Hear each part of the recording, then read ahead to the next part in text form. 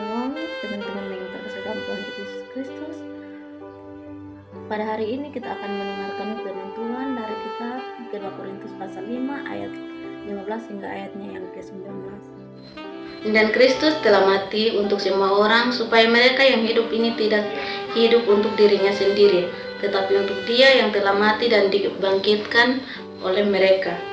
Karena itu kami tidak lagi memilih seseorang menurut ukuran manusia. Memang dahulu kami menilai Kristus menurut ukuran manusia, tapi sekarang kami tidak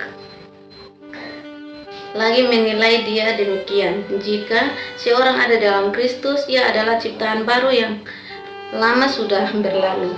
Sesungguhnya yang baru sudah datang. Semuanya ini berasal dari Allah, yang dengan perantaraan Kristus telah mendamaikan kita dengan dirinya, dan yang memberi pelayanan pendamaian itu kepada kami.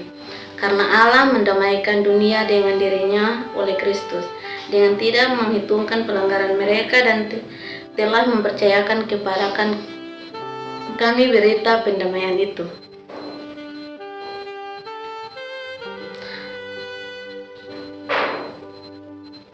Jadi baik saudara-saudara yang terkasih dalam Tuhan kita Yesus Kristus, dalam kehidupan kita sebagai orang percaya, kita dipanggil untuk membawa kasih Kristus kepada semua orang, termasuk mereka yang berada dalam berbagai kerapuhan dan pergumulan, termasuk komunitas LGBTQ.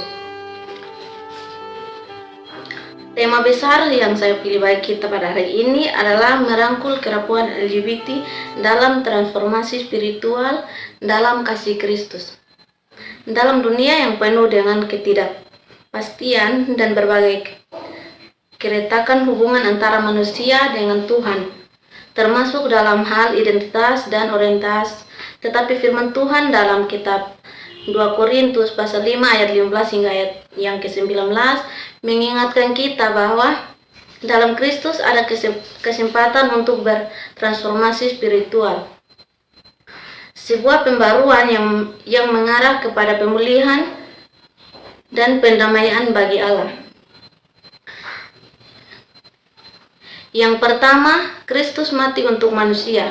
Ayatnya yang ke-15, Kristus telah mati untuk semua orang, supaya mereka yang hidup ini tidak hidup untuk dirinya sendiri, tetapi untuk Dia yang telah mati dan dibangkitkan untuk mereka.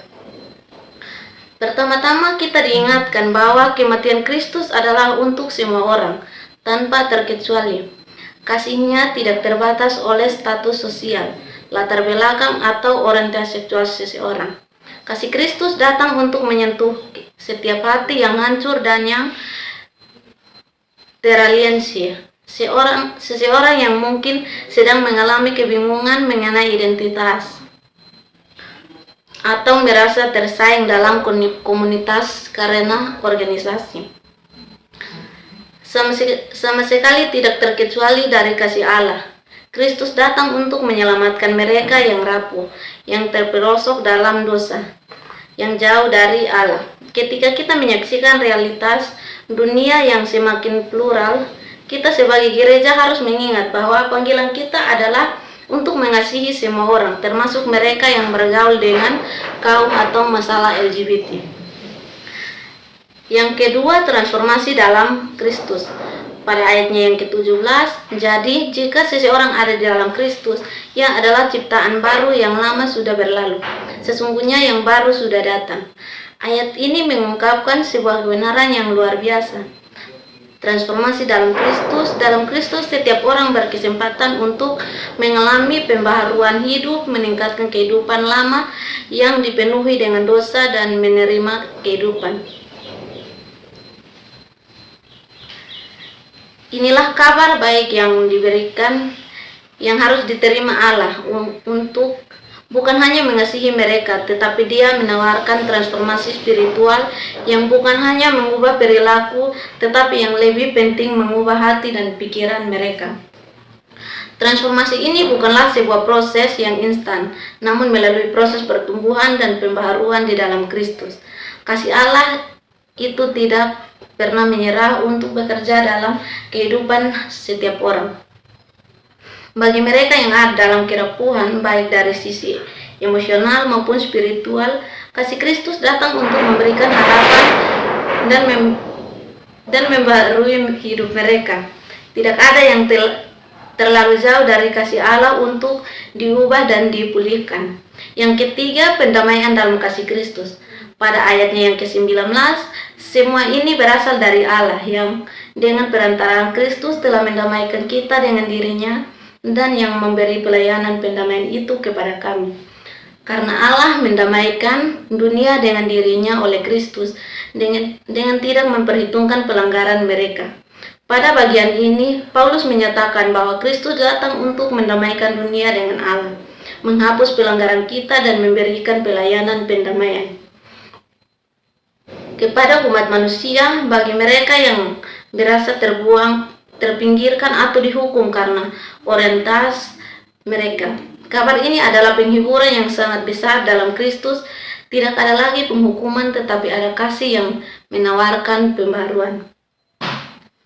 Pendamaian yang diberikan Kristus tidak hanya melakukan bagi mereka yang dianggap sesuai dengan norma oleh masyarakat, terjadi juga bagi mereka yang mungkin terjebak dalam kerapuhan. Allah ini mereka dipulihkan dari perasaan tersaing dan dijauhkan oleh ketakutan bahwa mereka tidak akan diterima.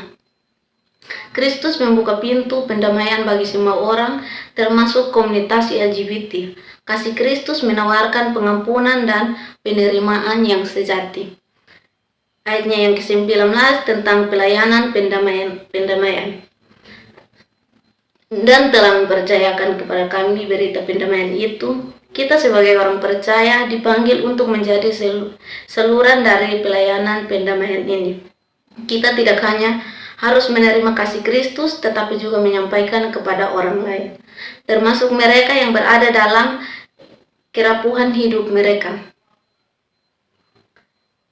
Termasuk dengan komunikasi LGBT, panggilan kita adalah untuk menjadi pembawa damai, untuk mengasihi mereka, mendengarkan perjuangan mereka, dan membawa mereka kepada Kristus yang memulihkan transformasi spiritual.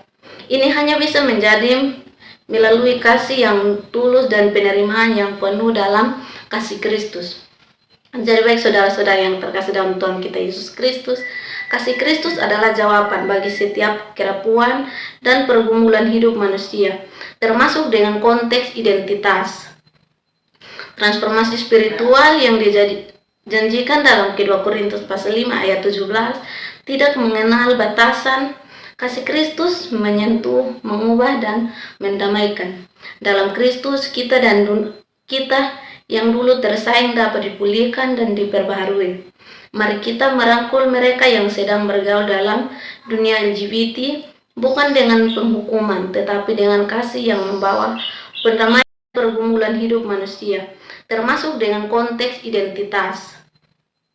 Transformasi spiritual yang dijanjikan dalam kedua Korintus pasal 5 ayat 17 tidak mengenal batasan. Kasih Kristus menyentuh, mengubah, dan mendamaikan. Dalam Kristus kita yang dulu tersaing dapat dipulihkan dan diperbaharui. Mari kita merangkul mereka yang sedang bergaul dalam dunia LGBT, bukan dengan penghukuman, tetapi dengan kasih yang membawa pendamaian dan pembaruan. Sebab Allah telah mempercayakan kita untuk membawa berita pendamaian ini kepada dunia yang membutuhkannya. Demikian jawab pembacaan firman Tuhan hari ini. Sekian dan terima kasih kiranya Tuhan Yesus memberkati kita semua. Amin.